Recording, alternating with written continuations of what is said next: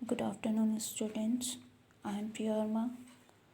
Now I am going to take class. Today's my topic is Guillain-Barré syndrome. ठीक है. Guillain-Barré syndrome is an autoimmune attack of the peripheral nerve myelin. मतलब क्या है? Guillain Barre syndrome एक autoimmune disorder है. ठीक है. इसमें क्या हो रहा है, जब our own immunity attacks to own body. ठीक है. इन दिस कंडीशन क्या है कि इम्यूनिटी जो है वो अटैक कर रही है अपने ही नर्व सप्लाईज पे. ठीक, नर्व्स पे. ठीक, जो कि क्या है, पेरिफेरल नर्व. ठीक है. पेरिफेरल नर्व जो ब्रेन और स्पाइनल कॉर्ड्स को कवर करती है. ठीक है. फिर यहाँ पे ये जो माइलिन वर्ड है, माइलिन शीट होती है. आपने पढ़ा होगा जो न्यूरॉन्स का स्ट्रक्चर होगा. ठीक है. जैसे सपोज करो ये हमारी नर्व्स है. ठीक, ये हमारी नर्व्स हो गई. ठीक है. फिर यहाँ पे हम न्यूरॉन का स्ट्रक्चर बनाएंगे.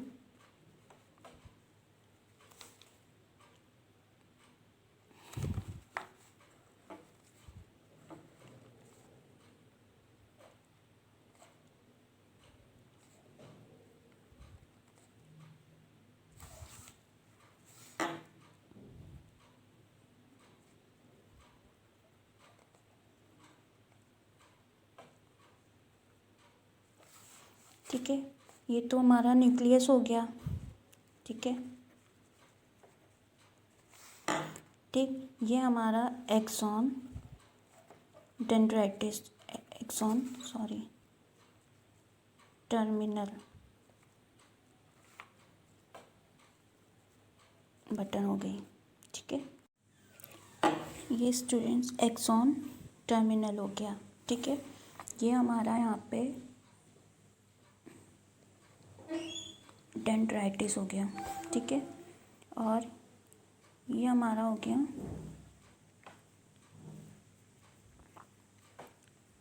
Myelin sheath. ठीक है. ये पूरा हमारा एक्सॉन. ठीक है. फिर इसमें क्या होता है, ये माइलिन शीट जो है, ठीक है, ये एक थिक लेयर है. ठीक है. किसकी? ये एक्सॉन का. ठीक है. माइलिन शीट जो होती है it's made up of protein and fibre substance. ठीक है. ये एक्सॉन के लिए क्या है, एक इंसुलेशन है. ठीक है. जैसे कि आपको पता है जो इंसुलेशन होता है वो बैड फॉर इलेक्ट्रिसिटी. ठीक है. तो ये जब आउटर कवरिंग जो चीज़ होती है ना, तो वो इंसुलेशन है. इट मीन्स इसके इनर पार्ट से इलेक्ट्रिकल इम्पल्सेस पास हो रही हैं, तो वो उसको कवर कर रहा है. ठीक है. कि वो अदर पार्ट्स में पास थ्रू ना हो. ठीक है. तो एक माइलिन शीट जो है वो एक इंसुलेशन है. ठीक है. और ये made up of protein and some fibre substance. ठीक है. फिर यहाँ पे क्या होता है, ये पूरी डेफिनेशन हो गई कि Guillain Barre syndrome is an autoimmune attack of the peripheral nerve myelin. ठीक है. गुइलेन-बारे सिंड्रोम में क्या होगा, एक ऑटोइम्यून अटैक होगा अपनी पेरिफेरल नर्व पे. ठीक है. जिसकी वजह से माइलिन जो शीट है वो हमारी डिस्ट्रैक्ट हो जाएगी. ठीक, वो डिस्ट्रैक्ट होगी जिसकी वजह से प्रॉपर नर्व सप्लाईज नहीं होगी. ठीक है. हमें इलेक्ट्रिकल सिग्नल्स नहीं मिलेंगे. ठीक है. मतलब इलेक्ट्रिकल इम्पल्सेस नहीं पास थ्रू होंगे. ठीक. फिर कॉजेज़ एंड पैथोफिजियोलॉजी क्या है, इसका अभी तक अननोन कॉज है. श्योर नहीं कह सकते हैं कि एग्जैक्टली यही कॉज होगा. ठीक है. फिर इसमें क्या होता है, both cellular and humoral immune mechanism play a role in the immune reaction directed at the nerve. ठीक, जैसे हमारी इम्यूनिटी का एक मैकेनिज्म होता है. ठीक है. फिर इस कंडीशन में यही है ना कि ऑटो इम्यून डिसऑर्डर है, मतलब हमारी इम्यूनिटी बहुत मिलकर खुद पे अटैक करेगी. ठीक है. जिसका क्या रिजल्ट होगा, segmental loss of myelin with oedema and inflammation of affected nerves. It means segmental means होता है डिस्ट्रैक्ट होना, डिवाइड हो जाना. ठीक है. तो हमारी माइलिन शीट लॉस हो जाएगी, डिस्ट्रैक्शन होगा, वो वहाँ से कट जाएगी. जैसे सपोज ये हमारी माइलिन शीट है, ठीक है। ये हमारी माइलिन शीट हो गई। जब इसमें कुछ वायरस आएगा या बैक्टीरिया आया जिसकी वजह से डिस्ट्रैक्ट हो जाएगी, ठीक। तो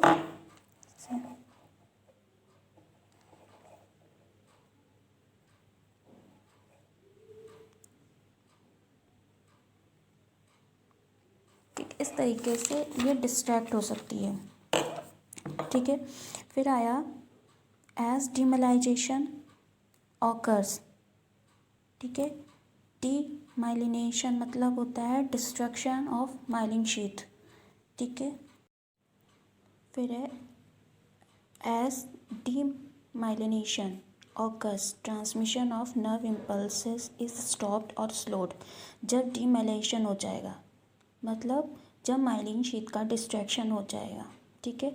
फिर क्या होगा, जो ट्रांसमिशन है नर्व इम्पल्सेस का वो स्टॉप्ड हो जाएगा और स्लोड हो जाएगा, ठीक है। जिसकी वजह से muscles innervated by the damage peripheral nerves undergo denervation and atrophy, ठीक। मसल जो है वो इनर्वेटेड हो जाएगी by the damage peripheral nerve. जब पेरिफेरल नर्व हमारी डैमेज हो रही है ना, जिसकी वजह से वो क्या हो जाएगी, डिनर्वेशन मतलब होता है लॉस ऑफ नर्व सप्लाई, ठीक है। एंड एट्रोफी मीन्स आपको पता होगा, वैसे बता देती हूँ। एट्रोफी मीन्स होता है कि स्ट्रेंथ का लॉस हो जाना, साइज का लॉस हो जाना, ठीक है। तो जैसे कि क्या होगा, इसमें peripheral nerve undergo denervation atrophy. जो नर्व से वो डिनर्वेशन हो जाएगी, नर्व सप्लाई स्लो हो जाएगी, लॉस हो जाएगी और एट्रोफी हो जाएगी, मतलब कि साइज स्ट्रेंथ उसका वीक हो जाएगा, ठीक है। जिसकी वजह से हमारी जो मोटो एक्टिविटी है, ठीक है, और सेंसरी एक्टिविटी है, उस पर फ़र्क पड़ेगा, ठीक है। सम केसेस में क्या होगा, वायरल और बैक्टीरियल इन्फेक्शन हो सकता है, ठीक, ऑफ द जीआई और अपर रेस्पिरेटरी ट्रैक्ट इन्फेक्शन, ठीक है, कि कोई वायरल या बैक्टीरियल इन्फेक्शन होने के चांसेस होंगे अगर, तो गुलेनबार्ड सिंड्रोम हो सकता है। जैसे मेन वायरल कॉज क्या हो सकता है, साइटोमेगालो वायरस, ठीक है, या कैम्फिलो, ये ए है लिखा हुआ, कैम्फिलोबैक्टर जजुनाई, ठीक है। ये कैम्फिलोबैक्टर जजुनाई जो है ये एक बैक्टीरिया है। वो कॉज क्या करता है, जैसे गैस्ट्रोइंटेराइटिस। गैस्ट्रोइंटेराइटिस क्या है, जब जो डायरिया होता है हम लोग उसको डायरिया बोल देते हैं, ठीक है, बट उसका एक ये टर्म है ना, गैस्ट्रोइंटेराइटिस, ठीक। And gastroenteritis is also known as stomach flu. क्या बोलते हैं, स्टमक फ्लू, ठीक है, वो भी इसको बोल सकते हैं, ठीक है। जब इसकी वजह से भी हमें गुलेनबर्ग सिंड्रोम हो सकता है, ठीक।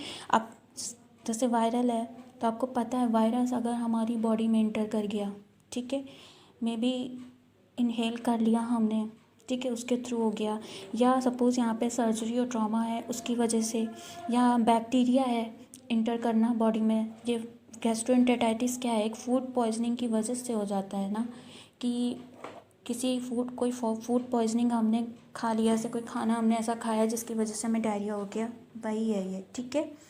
और दूसरा कॉज क्या हो सकता है, सर्जरी और ट्रॉमा, ठीक। ये आपका था कॉजेस एंड पैथोफिजियोलॉजी, ठीक। अब स्टूडेंट्स हम देखेंगे क्लिनिकल मैनिफेस्टेशन, ठीक है, साइन एंड सिम्टम्स। क्या हो गया, फर्स्ट पहला है क्वाड्रिप्लेजिया, ठीक। क्वाड्रिप्लेजिया में क्या होता है कि हमारी 4 लिम्स जो हैं वो पैरालाइज हो जाएंगी, ठीक है। सपोज ये पर्सन है,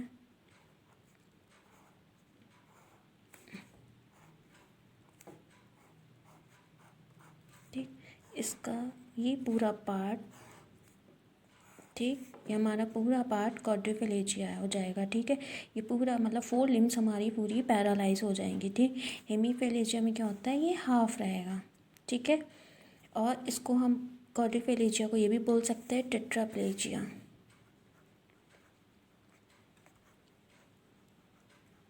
टेट्राप्लेजिया, ठीक, also known as tetraplegia.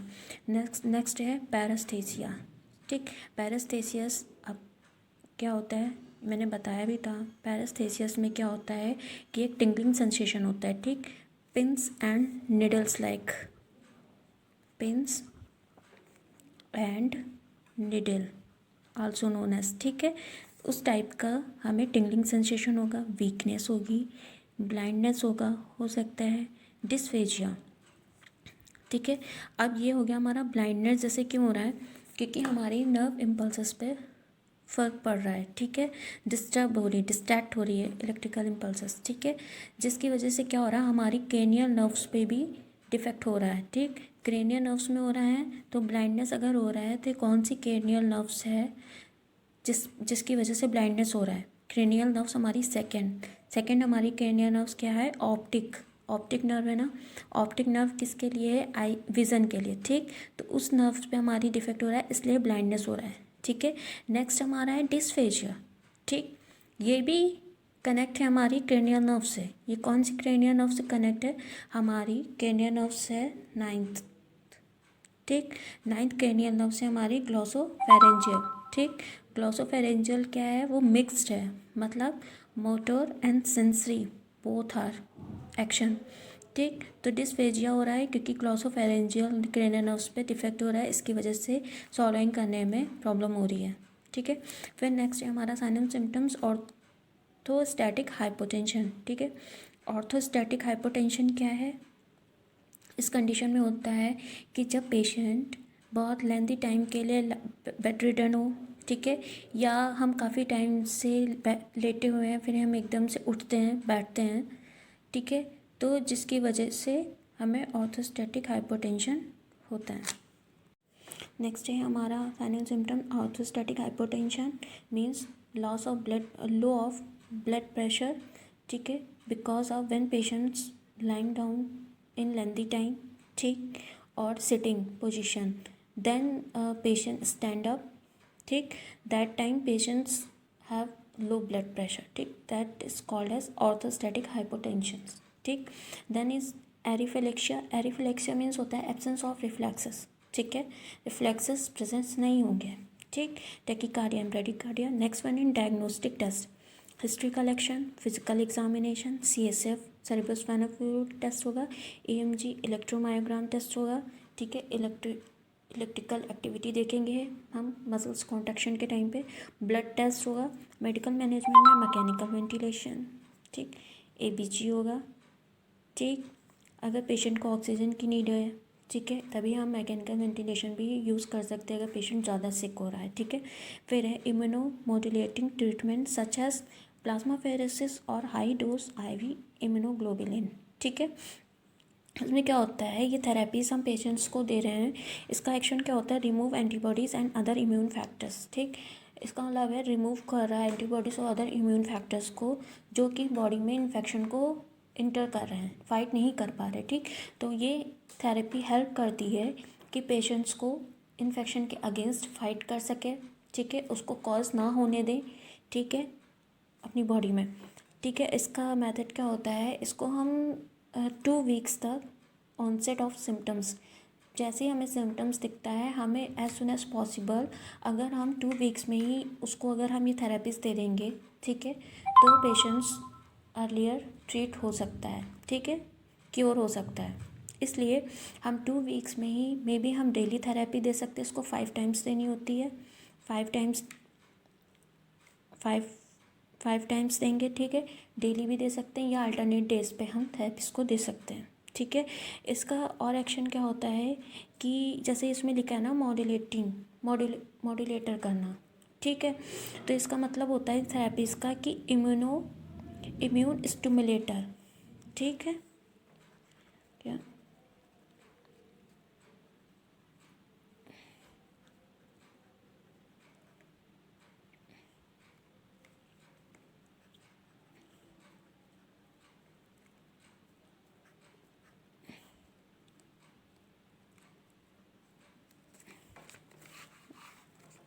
Next one हो गया हमारा इम्यूनो सप्रेसिव, ठीक।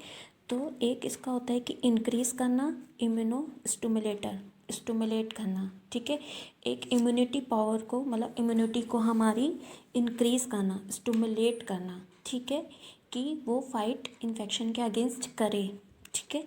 और इम्यूनो सप्रेसिव, ठीक है, दूसरा इसका एक्शन क्या होना है कि सप्रेस करना, ठीक है। जैसे हम इम्यूनो ड्रग्स जो होती हैं हम देते रहते हैं पेशेंट्स को, ठीक है। तो क्या होगा, उसको सप्रेस करना, ठीक है। एक तरफ उसको स्टिमुलेट करना कि फाइट करे, इम्यूनो सप्रेसिव कोई ड्रग अगर ले रहा है जैसे कॉर्टिकोस्टेरॉइड्स वगैरह ले रहा है तो उसको सप्रेस करना, ठीक, ये इसका एक्शन होता है। फिर नेक्स्ट है हमारा ECG monitoring, IV fluids according to doctor prescription. क्या फ्लूइड्स देना है उनके डॉक्टर्स प्रिस्क्रिप्शन होगा। Nursing management as we are nurse, so आपको भी पता होगा नर्सिंग मैनेजमेंट आप खुद से भी लिख सकते हैं, ठीक है। फिर नर्सिंग डायग्नोसिस है ineffective breathing pattern, impaired gas exchange related to impending respiratory failure, respiration में प्रॉब्लम्स होगी, ब्रीदिंग पैटर्न उसका सही नहीं होगा, डिफ़िकल्टीज़ होगी, इसीलिए मैकेनिकल वेंटिलेशन भी यूज़ कर रहे हैं, ऑक्सीजन्स भी देंगे, ठीक है। Impaired physical mobility related to paralysis, paralyse है तो पेशेंट्स को इम्पेयर्ड होगा, उसकी फ़िज़िकल मोबिलिटी ठीक नहीं होगी। Thank you class.